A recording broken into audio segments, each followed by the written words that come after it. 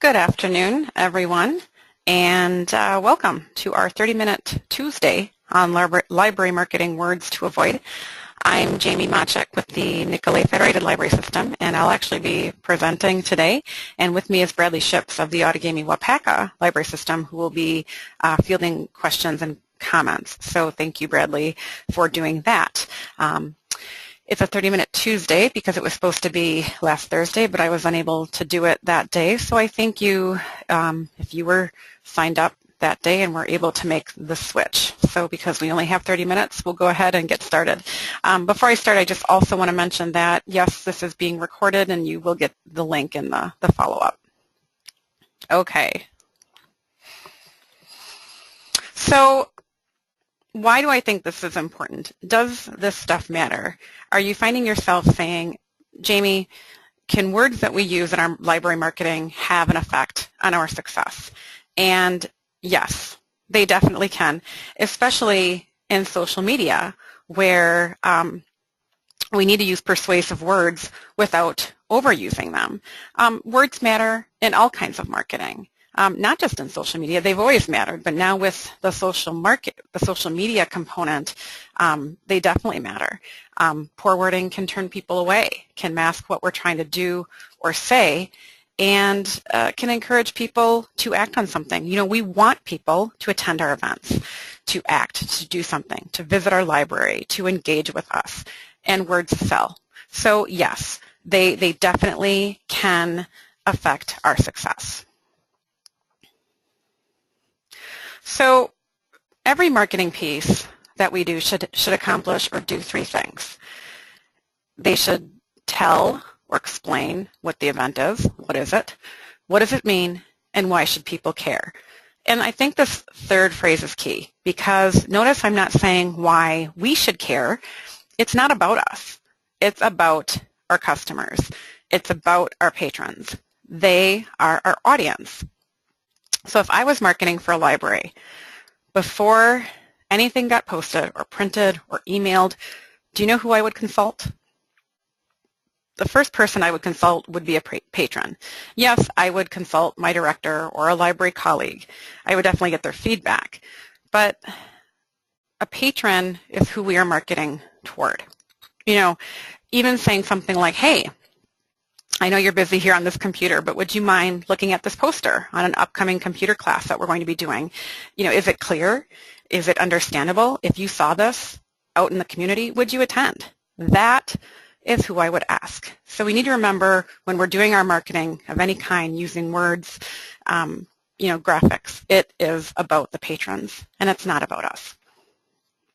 So what I'm going to do today is give an example of a word or phrase that I don't think we should use or not use as much, use sparingly, avoid, whatever you want to call it. Explain the channel where it shouldn't be used. In some cases, it shouldn't be used at all. In some cases, maybe email is the best, is the place where it shouldn't be used the most. Why? And then provide a better option. So I'm not just going to say, hey, don't use this at all, but make some alternatives or suggestions. Some of these words are library specific, and some of them are more general. And I thought it was important to include a mix of both. Okay. So the first one I'm going to talk about are command phrases.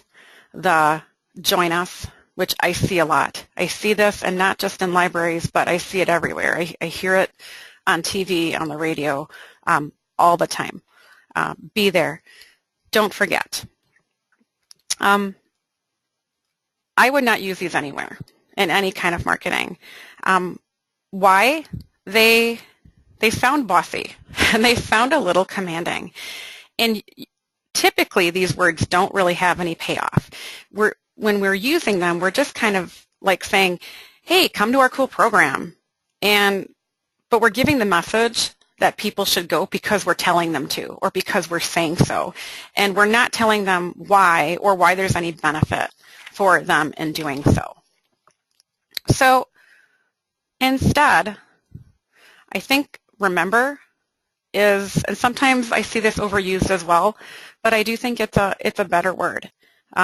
it's a little bit friendlier. And I think people do like reminders. So, hey, remember, our annual book sale begins this Wednesday at 9 o'clock. Or be the first. Be the first group to try out our new 3D printer. Be the first group to come see our new makerspace. Things like that. People like to know they might be one of the first people or groups to try something. So I do think those are better options. I don't have it listed here, but I think check out is also okay. It's not bossy, whereas commanding is the other words. But again, it is a phrase that we see a lot. So be careful in how much checkout is used. Databases. So I came across a study that was done in 2011 by a librarian from the College of Staten Island in New York on student preferences for website wording for their library's website. And students were asked to complete a 6-question questionnaire, and they weren't permitted to consult the library's website. So where do I think databases, that term should not be used anywhere? Why? Well, the students were asked a question: what term on the library website do you prefer if you are trying to locate articles on your topic? And this is a snapshot of the study. And look where databases falls, at 6%. That's it. Articles was a lot higher. And even the word article paired with databases did a little bit better than just databases. It's a confusing term. I hear a lot from libraries, not just in our system, but in other systems, how databases are not being used. You know, patrons aren't using our databases. But maybe they don't really know what they are. You know, so if you're writing in your marketing, you know, come check out, well, there's that word, that phrase, check out our new databases. What does that mean? And why should I care? But if you were to write something like, you know, learn how to speak Spanish by using Mango languages, okay, well, that's specific. That I understand. If I'm trying to learn a new language, then I care. So I think some better options in the case of databases, as the study showed, would be articles, even something like information. Those two words are easy to understand. People know what they mean. Even the word like find books. And I know that might antiquate ourselves a little bit, and a library is just not all about books, but you know, people do associate us with that, and I think we're going to have better luck using that than using databases. So I want to ask any of you, are any of you using a different word than databases, or have you tried something else? So use your question box, type that in there, and I'll come back in a few minutes and ask Bradley if anything was mentioned. So do you use a different word, or have you thought about it?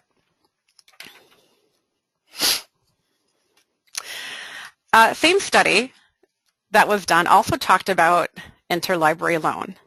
And the interesting thing about it was that only 12% of the students understood what ILL meant. So again, this is a term that I would be careful about using in marketing, because I don't think a lot of people know what it means. Again, we know what it means, but we speak library speak. A better option, and in the survey, they found that 66% of the students preferred find materials outside CSI for the College of Staten Island. So even though that's a little bit more wordy, they found that a lot easier to understand. Okay, filler words.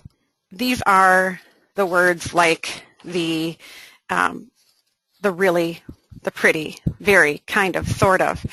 The next time you pick up a newspaper or read a news article online, see if you find these words. And I'm pretty sure you won't. There, I just said it, pretty sure.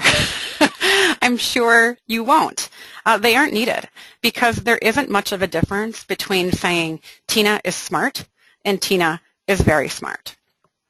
So where would I not use these? anywhere, but I would really stress things like press releases, or anytime you're writing a local column, maybe in your newspaper. Why? They make your text wordy. We know people don't spend a long time reading text or reading signage. We know that in websites, people scan words. We know that people don't spend a long time reading email. People spend on average 20 seconds or less reading an email. So we don't want a lot of text as it is. And these filler words just add more text. So the better option is to just leave them out entirely. We really, we don't need them at all. That is the best option. So Bradley, I'm curious if anyone had any other words for database. Hey, Jamie. Yeah, we had a few entries. A couple are using online resources or just resources. One said, find research on your topic. Oh, I like that. And then I looked at InfoSoup, and we are using research and homework help and also research tools. Excellent. Let's see if they're about interlibrary loan, if anyone is using a different phrase or word, and or if they've thought about it. And then after the next one, I'll come back to that. Thank you. Okay, free. We have a lot of this stuff at the library: free programs, free webinars, free events. And in a lot of times I'll read that free is a powerful word. It's a simple, powerful word. And I do agree with that to some extent. But I also think it can be a deterrent, especially in email subject lines, because in a lot of cases, when you put free in a subject line, it will mistake the email as spam, and people won't see the email at all. This was a mistake I was making several years ago when I started talking about webinars. I would put free webinar, blah, blah, blah. And then I understood this and realized people might not be getting these emails. Another reason where I would be conscientious of using free a lot is that people might associate it with low value or no value. So think about yourself. When you sign up for an event, if you register and pay $5, $10, $20, if you pay for that event, you're going to go. Or if you can't go, you're going to find somebody to go in your place.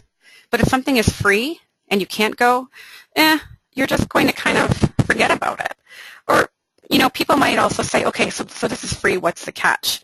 So there's also this skepticism when using the word free. So I'm reading more and more on library blogs that librarians are more cautious of how and when they use the word. So a better option, and again, this is a little more wordy, and those of you who know me know I don't like a lot of text, and I don't like being wordy, and free is a simple, easy four-letter word, but I think in some cases, things like complimentary, without cost, no charge, are better options, because nothing in life really is free. So anything on interlibrary loan, Bradley, did you get any responses on that? I did get a couple responses. So one person said outer library loan. Oh. Another said they just refer to it as borrowing books from another library and try not to use the interlibrary loan. Yeah, that's great. That's really clear. Yeah, and Amanda said, I'm going to read hers because it's a little bit longer. She said, I describe what ILL is, but always stress that it is easy for us to do. Usually people think they're causing us too much trouble, so they need assurance that this is a typical library service we enjoy providing. That is a great point. That's a great point. Awesome. Thank you all for those responses. Great. Okay, moving on. Leader leading. We keep hearing about how, especially now that there's more competition, with Amazon and Overdrive and all these things, and how libraries need to be leading. We need to be leading the charge in programs, the changes in technology. Our library is a leader and da-da-da-da-da. But I think it's coming across very vaguely. So I wouldn't use it in our marketing because it's too vague. It doesn't mean anything, and honestly, any of us can say that we are leaders. So if you are going to say you are a leader, or if you are leading in something, show your patrons. Don't just tell them. Did you win an award? Were you mentioned in a publication? are your circulation statistics up from a year ago? So tell them that. Don't just say we're leading. We need to be a little bit more specific in that. Contests and promotions. This one kind of surprised me when I read about this one, but apparently it's not they are not good words to use in our Facebook posts. And I know I encouraged in the last webinar I did on spicing up your Facebook page to do more contests and promotions. So, but they're not great words because apparently they are aggressive and they can turn people off. So a better option would be to talking about an event or to mention that your patron could win something or could be a winner. So again, that one kind of surprised me. I'm not sure how much that is the case, but again, it's something to think about at least. We all love acronyms. We've all seen them. We use them, and we stress that we shouldn't be using them with our public, and yet we still do. So LSTA, WLA, OCLC, ILL, ILS. Where should we not be using them? Everywhere, and specifically if we're writing a press release. Why? Because people don't know what they mean. If your library wins an LSTA grant, the person you write the press release to, if you write about it in the paper, they're not going to know what that means. And they're going to say, what does this mean and why should we hear about this? Interestingly enough, in the same study that I read about that was done with the words I talked about earlier, John B. Nicholson, they talked about a librarian named John B. Nicholson at one point analyzed the ALA, there, I just did it, an acronym, the American Library Association Glossary of Library Terms. He pulled 637 terms from the first 50 pages of this glossary, and over 51% were unique library terms. So I want to ask you, what year do you think this study was done? Or what year did he do this? I'm just curious. Any of you have any thoughts on that?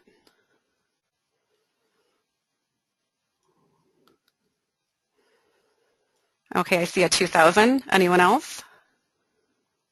Any other guesses to when? 2010? Okay, this was actually done in 1958. 58.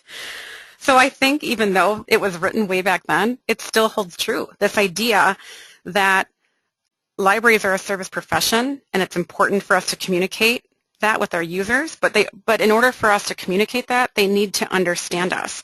And we don't want to use language that alienate them. And that's what acronyms do. That's what initials do. It alienates our users. So we want to break this habit that's been done for 40 plus years. So a better option, they always say, when in doubt, spell it out. Spell it correctly, unlike the sheet listed on your screen, but spell it out. It just makes things a lot easier. Long links. Long links should not be used on social media and websites because it's just too much text.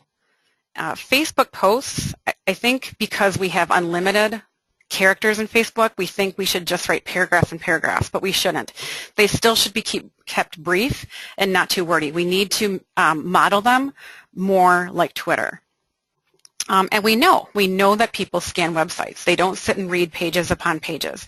They scan. So some better options would be a shortened link using something like Bitly. There are more. Bitly is the one I use, BITLY, where you post your link and it shortens it for you, or using a hyperlink, and that's just a link where you click on text and it takes you somewhere else. Most blogs and website software have hyperlinks easily built in. If you don't know how to do it, it's usually pretty easy to find. The example I have on your screen is creating a hyperlink on a Facebook note, and this was right on the Facebook help page. It's, again, I don't have any training in coding, but if I'm able to figure this stuff out, I think most of you can too. So that's a better option instead of using really, really long links where text is going to get lost. The other thing I see is too many links. So on your screen is a post that I did yesterday for the Wild Wisconsin Winter Web Conference. So again, you don't want to use too many links on social media and websites either, because it can be confusing. I mean, look how many. I have 3 links in this post. Each Facebook post should really only accomplish one thing. It should accomplish one goal. It should have one idea. This has 3 different ideas, 3 different links in this one post, and it's confusing. So a better option would be, if I just broke these up. Maybe yesterday I could have mentioned, and then I also said don't forget, which I don't like. So, register for the conference, and then maybe today could have been a post on the Trigger Talk, and tomorrow I could have did one, or even later in the day on pointing out the recordings. But break up your posts. It's okay to do that. It's okay to post several times a day in Facebook. It's actually good. So break that stuff up. Vital. I see this a lot too. How programs are vital, workshops are vital, these vital steps will da-da-da-da-da-da. And when I think of the word vital, I think of life and death. I think of critical. I think of urgent. And I always, when I see vital, I ask myself, kind of in a joking way, but also seriously, is my life going to end if I don't attend a library workshop? And we all know the answer is no. And I know that seems silly, but it's true. So we want to highlight events going on in our library. I'm not saying library events aren't important, because they are. But what is a better way to do that? So again, with vital, we don't want to use these at all. And a better way to do that is using, the word, new. It's using words like new because customers, patrons are intrigued by new things. Stop in and see, or new bestsellers. Sale is still attention grabbing. It does have the power to motivate customers. And even the word now, it's a good word because it encourages people to act. It creates a little bit of urgency, but it's not being bossy, and it's factual. The library's annual book sale is going on now. That is a fact. That is something we can prove. Hashtags. So,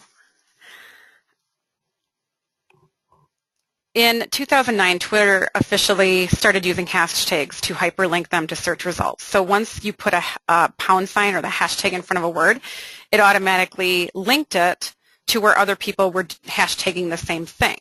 So Twitter started using this as part of normal conversation. Eventually Instagram, Flickr, Facebook all started using them as well. So the problem with too many hashtags is that when they're used too much, it's going to look like spam.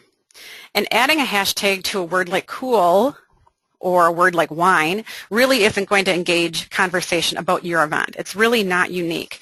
So we need to be sure or aware of how often we are using them.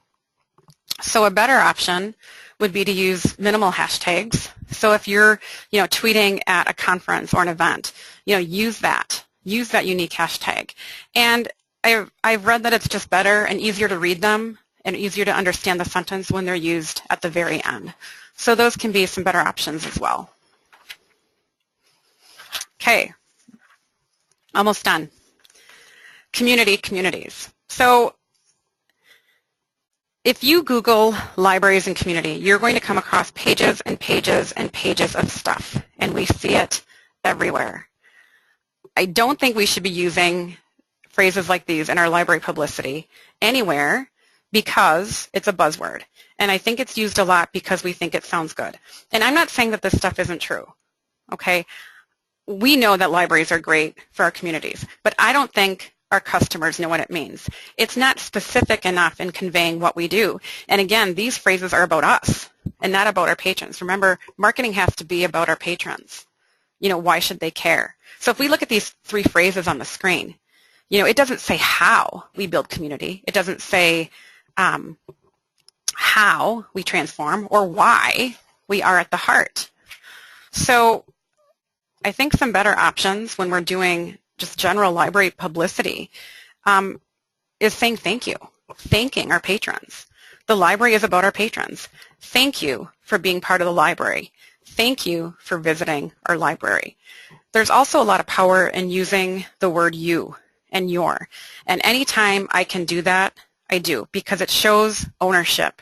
It shows that something is personal. Again, the library is about the patrons and why they should care. You know, there's a lot more power in a phrase like sharpen your skills. You know, I'm looking to do that. That's why I care. My favorite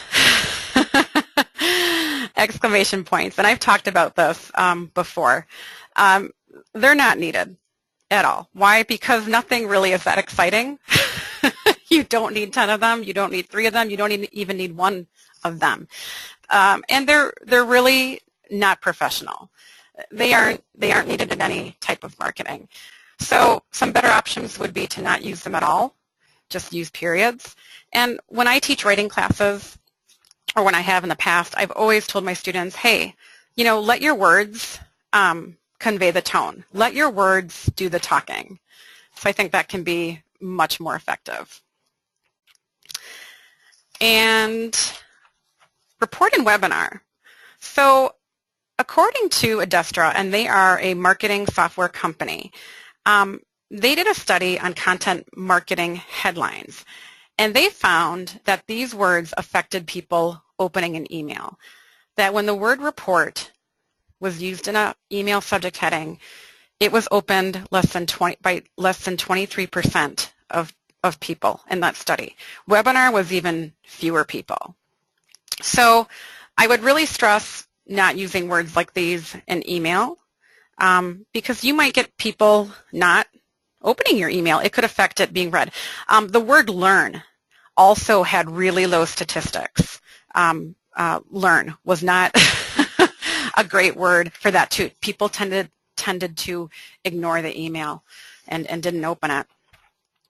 So, and which I find really interesting because I did today, in regards to this webinar, my subject heading said marketing webinar today. So it's something I do need to keep in mind. I don't know that it affects attendance a whole lot. I did see a nice surge in registration today. But again, maybe it's a word that's overused and people are getting tired of. So it's something as someone who does program webinars that I need to keep in mind. So a better option would be to not use the words at all. And from what I understand, the word news still does okay. It still has a better impact, or people are more likely to read something with that word instead of the other ones. So these are the resources I used, or for some of the words, and if you wanted to read more about them. And again, I just wanted to reiterate, you know, when we're doing our marketing pieces, you know, whether it's a Facebook post or something on our website or a flyer or a poster or a press release, you know, we have to get across, you know, again, what the event is, what does it mean, and why should people care? We have to think like our patrons, not think, and we hear this all the time, not think like librarians, to really get our message across that we want. So it looks like we are just out of time. I'm not sure if any questions or comments came in, Bradley, but if anything did, I'd be happy to talk about that. Sure. We had a comment from Keith, which I put in the chat, that says Bitly is blocked by many filtering tools. It is in our district, but Google is not. Vicki was wondering if you could go back to the code for Facebook again. Oh, sure. We had another suggestion for interlibrary loan super borrowing. Let's see here. Really early on, Anne had asked, what about please join us? Does that sound more inviting rather than bossy? I think she was referring to when you said don't use join us. What about please join us? I don't like join us at all. So, and that's just my opinion. But for me, yeah, no. That, but it, and I think please does sound nicer, more nice. But I can't. I just see it and hear about it all the time. Okay. We're working backwards here. Keith said, don't label things as new. If it's not new, you wouldn't be publicizing it. Okay. That's a good point. And Christine asks another, she's asking is, do you have another word for patron? Would you use customer or something else? I think I'm hearing of more and more libraries using customer or member. And I know there's been some talk about that for quite time, because I don't think, again, patron is a word that was used, way in the past or a long time ago. So, they are customers. I guess they are members too. I guess if you want to stick with traditions, you can use patron, but I prefer customer. I know that David Lenkus is a big advocate for the use of member, because you get a card, and when you have a card for other things, you think of yourself as a member, and because it implies sort of a ownership and belonging that might cause people to sort of, what's that? Well, maybe ownership is the word. Feel more connected to the library, more personally responsible, more invested. Okay. I don't know. I don't have. That's not my personal opinion. Sure. But I thought that was an interesting take. Okay. Awesome. I think I've hit all the questions. I'm checking. Oh, I think so. Library card holder. If I missed anybody, type your question in again. Awesome. Well, I thank all of you for your feedback. And again, any of the recording will be sent to you, as well as the slides if you'd like to go back and look at all of this. So thank you again for watching. Thanks for providing your feedback. I hope that you guys all have a great week and a very happy Thanksgiving.